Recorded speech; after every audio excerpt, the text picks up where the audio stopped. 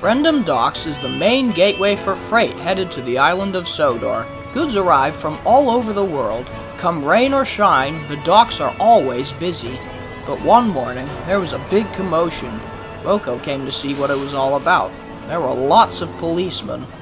Oh dear, what's happened? There's been a robbery last night. Not a robbery, a burglary. Two very different terms. Alright, whatever. There's been a burglary last night. Of what, though? A shipment of gold for a jewelry company was waiting to be delivered this morning, but was stolen last night. Goodness, how terrible! Apparently it was waiting in a truck on the siding. It was broken into. A lot of gold, too. Did you see anything suspicious last night? No, sir. I was up at Walesworth. The news spread like wildfire. Just think, there's crooks at large. How exciting. Don't be so silly. You don't know how dangerous they are. 'Twas pirates, of course. Oh, don't you get started again. I wonder if the thieves will strike again. Well, if they come up here, they won't be thieves for much longer. I'll make sure of that. Later that day, Boko was making his way down the branch line. He had to stop at a signal and something caught his eye.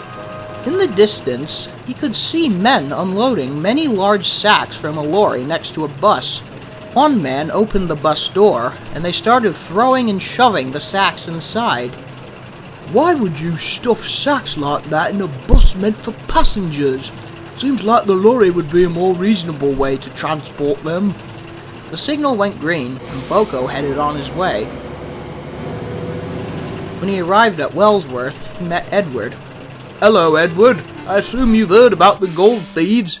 Oh, yes, I have. And what's more, I've heard more news a few minutes ago. What news? My driver was reading the news on his phone, and apparently a bus has been stolen too. They think it's by the same people. Now, who on earth would steal a bus? Well, they found a burnt lorry on the side of the road, and it matched the one in the security camera footage from the docks. They likely wanted to destroy any evidence. Plus, a bus like that would be a good way to transport a large amount of stolen goods. Though I assume they didn't realize someone would notice if the bus was gone. Then, Boko suddenly remembered the bus he had seen earlier. Oh my goodness! I think I saw them! What? You did? Boko told Edward about what he had seen earlier that day. Good Scott! You must tell a policeman, Boko. You very well could have seen the gold thieves. That's exactly what I'm planning to do. And Boko did just that. He met a group of policemen at the junction where Birdie lived. Thank you. We'll take that into account and search the area. Was it a bus that looked like me? Yes, it did. And that has to be it. The police inspected the area where Boko had seen the bus, and with the help of Harold, searched for possible hiding spots. That evening, Boko was waiting at a goods station near Brendam for his freight train to be loaded. Suddenly, he heard what sounded like police sirens. Driver, look! Out of nowhere, a red bus rocketed by on the road, followed by a police car. That's the bus I saw earlier! They must have caught them, but they won't go very far. But he was wrong. The thieves were very smart and quickly drove into a dark shed before the police rounded a corner. The police didn't see them and believed they were still ahead. After they were gone, the thieves quickly reversed out and headed the other way. Boko's train had just been fully loaded and the bus roared by again. What? How did they do that? They must have tricked the police. We're fully loaded. Let's go after them. And with that, Boko roared away with his trucks.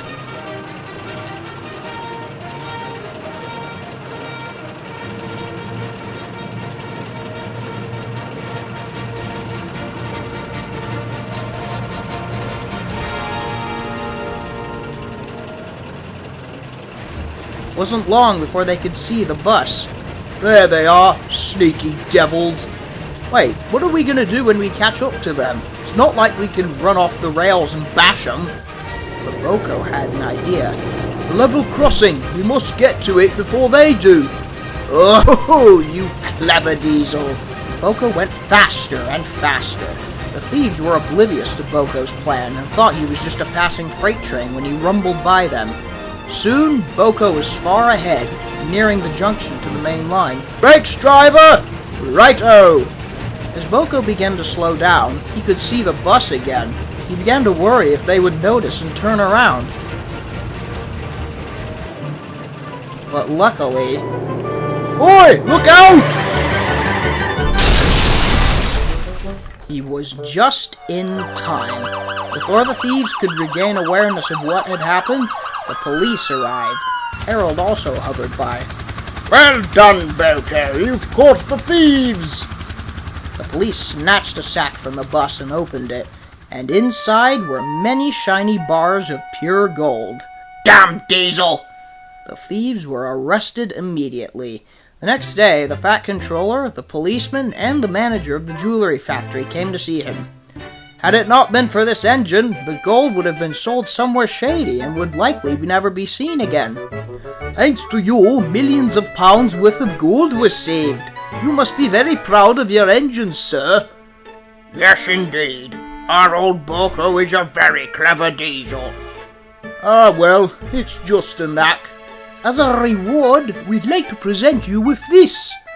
He held up a shiny plate made of solid gold, and there, engraved on it in the center, was Boko. Oh my, it's lovely. Thank you so much, sir. He was a very proud engine.